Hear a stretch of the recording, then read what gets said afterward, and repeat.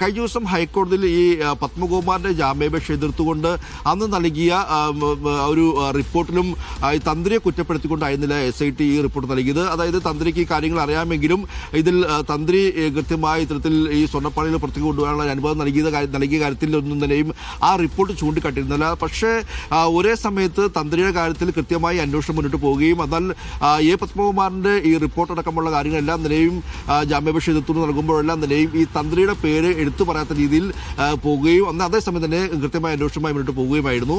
ഇതിൽ ഈ ഉണ്ണികൃഷ്ണൻ പോറ്റിയുടെയും പത്മകുമാറിന്റെയും ഉദ്യോഗസ്ഥരുടെ എല്ലാം നിലയും മൊഴികളുടെ അടിസ്ഥാനത്തിലാണ് ഈ തന്ത്രിയുടെ അറസ്റ്റ് എന്ന് പറയുന്നത്. കാരണം 1998 വിജയ് മല്യയുടെ UB ഗ്രൂപ്പ് സ്വർണ്ണപ്പാളികൾ പൊതിഞ്ഞെന്ന കാര്യം തന്ത്രിക്ക് അറിയാമായിരുന്നു. 2019 അടക്കമെല്ലാം നിലയും ഈ ഉണ്ണികൃഷ്ണൻ പോറ്റിയും അതോടൊപ്പം തന്നെ ഈ തന്ത്രിയുമായി നേരത്തെ പരിചയമുണ്ട്. നേരത്തെ ബംഗളൂരിലടക്കം ചില ക്ഷേത്രങ്ങളിൽ ഇവർ ഒരുമിച്ച് കാർമ്മികരായി വഹിച്ചിട്ടുണ്ട്. അങ്ങനെ നേരത്തെ തന്നെ ഉണ്ണികൃഷ്ണൻ പോറ്റിയുമായും തന്ത്രിക്ക് ഏറ്റവും അടുത്ത ബന്ധമുണ്ടായിരുന്നെന്നും ഈ ഉണ്ണികൃഷ്ണൻ പോറ്റി ശബരിമലയിലേക്ക് വന്നതിന് തന്നെ കാരണം അല്ലെങ്കിൽ വരാനുള്ള ഏറ്റവും പ്രധാനപ്പെട്ട കാരണവും അതിന് സഹായകമായതും തന്ത്രി കണ്ഠരര് രാജീവുമായിട്ടുള്ള ബന്ധമാണ് എന്നുള്ള അടക്കമുള്ള കാര്യങ്ങളാണ് പത്മകുമാറിന്റെ മൊഴിയിലുള്ളത് എന്നുള്ളതാണ് നമുക്ക് ലഭിക്കുന്ന വിവരം. അങ്ങനെയെങ്കിൽ ഈ ഉണ്ണികൃഷ്ണൻ പോറ്റിയെ ശബരിമലയിൽ എത്തിച്ചത് തന്ത്രി കണ്ഠരര് രാജീവരാണ് എന്നുള്ളൊരു നിഗമനത്തിലേക്ക് SIT എത്തുകയായിരുന്നു. അങ്ങനെ കൃത്യമായ തെളിവുകളുടെ അടിസ്ഥാനത്തിൽ തന്നെയാണ് ഈ അറസ്റ്റ് എന്നുള്ളതാണ് നമുക്ക് മനസ്സിലാക്കാൻ കഴിയുന്നത്. മാത്രമല്ല ഉണ്ണികൃഷ്ണൻ പോറ്റിയെ നേരത്തെ അറിയാമായിരുന്നു. മാത്രമല്ല ഈ ഒരു സ്വർണ്ണ പാളികളടക്കം ഇത് ഇത്തരത്തിൽ ദേവസ്വം ബോർഡിന്റെ അനുമതിയോടുകൂടി തന്നെ നൽകുമ്പോൾ തന്ത്രി ഇത്തരത്തിൽ മൗനാനുവാദം നൽകി. പിന്നീട് പല ഘട്ടങ്ങളിലെല്ലാം തന്നെയും ഈ ദ്വാരപാല ശില്പങ്ങളും മറ്റുള്ള പ്രഭാമണ്ഡലമെല്ലാം നിലയും അവിടെ നീക്കപ്പെടുമ്പോഴെല്ലാം നിലയും തന്ത്രി അത് അറിയുമ്പോഴെല്ലാം നിലയും ഇതിനെ തടഞ്ഞില്ല. ഇത് കൃത്യമായി ദേവസ്വം ബോർഡിനെ അറിയിച്ചില്ല, ദേവസ്വം വകുപ്പിനെ അറിയിച്ചില്ല അടക്കമുള്ള ഗുരുതരമായ കാര്യങ്ങളാണ് ഇതിൽ ചൂണ്ടിക്കാട്ടുന്നത്. ഇതിൽ ഏറ്റവും ദേവസ്ഥാനത്ത് നിൽക്കുന്ന അല്ലെങ്കിൽ അയ്യപ്പന്റെ പിതൃസ്ഥാനത്ത് നിൽക്കുന്ന തന്ത്രി അറിയാതെ ഒരു സ്വർണ്ണം പോലും അവിടെ നിന്നും ഒരു തരി സ്വർണ്ണം പോലും അവിടെ നിന്നും ഇളക്കി മാറ്റാൻ കഴിയില്ല എന്നുള്ളതാണ് യാഥാർത്ഥ്യം.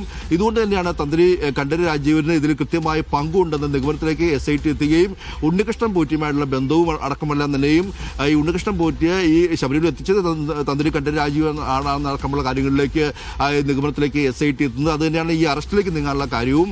പ്രത്യേകിച്ച് നേരത്തെ സൈഫ് പറഞ്ഞ പോലെ രാഷ്ട്രീയമായി നോക്കുമ്പോൾ ഇത് CPM-ന് വലിയ ആശ്വാസമാണ്. മാത്രമല്ല സംസ്ഥാന സർക്കാരിന്റെ അനുവാദത്തോടെ തന്നെ ആകാം ഈ ഒരു തന്ത്രിയുടെ അറസ്റ്റ് എന്ന കാര്യത്തിൽ യാതൊരു സംശയവുമില്ല. കാരണം തന്ത്രിയെ പോലെ ഒരാളുടെ അറസ്റ്റ് രേഖപ്പെടുത്തുമ്പോൾ സ്വാഭാവികമായും അത് വിശ്വാസികളടക്കം ഞെട്ടിക്കുന്ന ഒരു സംഭവമായി മാറുന്നു. ചരിത്രത്തിൽ തന്നെ ആദ്യമായിട്ടായിരിക്കാം ഒരു സ്വർണ്ണക്കള്ള അല്ലെങ്കിൽ ശബരിമല പോലൊരു ക്ഷേത്രത്തിലെ സ്വർണം കവർന്നുമായി ബന്ധപ്പെട്ടുകൊണ്ട് ഒരു വിശ്വാസത്തിന്റെ പേരിൽ ആ ഒരു തന്ത്രി തന്നെ ഒരു രാഷ്ട്രീയ ബന്ധമോ അല്ലെങ്കിൽ ഉദ്യോഗസ്ഥ തലത്തിൽ അല്ലാതെ ഒരു തന്ത്രി തന്നെ ഈ കേസിൽ പ്രതിയായി മാറുന്നത് സ്വാഭാവികമായും അത് വലിയ രീതിയിൽ ഞെട്ടലുണ്ടാക്കുന്ന സംഭവം തന്നെയാണ്. അത് തന്നെയാണ് ഈ കേസിലെ ഏറ്റവും നിർണായകമായ അറസ്റ്റാണെന്ന് നമുക്ക് പറയേണ്ടി വരിക. എന്തായാലും CPM-നെ സംബന്ധിച്ചും സംസ്ഥാന സർക്കാരിനെ സംബന്ധിച്ചും ഇതൊരു ആശ്വാസകരമായ അറസ്റ്റ് എന്ന് തന്നെ പറയാം. കാരണം പോറ്റിയെ കയറ്റി എന്ന് പാട്ട് പാടിക്കൊണ്ടാണ് UDF കഴിഞ്ഞ തദ്ദേശ തെരഞ്ഞെടുപ്പ് എല്ലാ നിലയും ഈ സ്വർണ്ണക്കൊള്ളയുമായി ബന്ധപ്പെട്ടുകൊണ്ട് ഒരു വലിയ പ്രചരണ ആയുധമാക്കി LDF-നെതിരെ നീങ്ങിയത്. എന്നാൽ പിന്നീട് കടകംപള്ളി സുരേന്ദ്രനിലേക്ക് അടക്കം നീങ്ങുമ്പോൾ ഈ കേസ് അന്വേഷണം നീങ്ങുമ്പോൾ അത് ഏറെ പ്രതിരോധത്തിലാകുന്ന ഒരു സാഹചര്യം ഉണ്ടായിരുന്നു.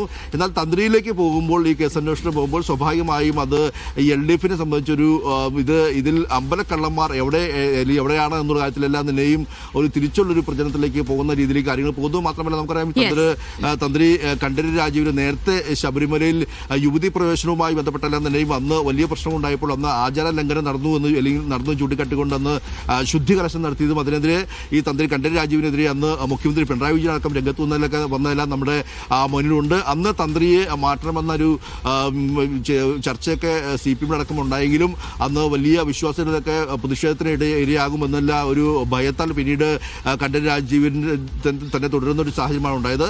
എന്തായാലും അന്ന് മുതൽ തന്നെ ഉള്ള ഒരു വലിയൊരു CPM-മായി തന്ത്രി കണ്ഠരര് രാജീവുമായിട്ടുള്ള പ്രശ്നങ്ങളൊക്കെ അന്ന് തന്നെ ഉണ്ട് എന്ന കാര്യത്തിൽ സംശയമില്ല.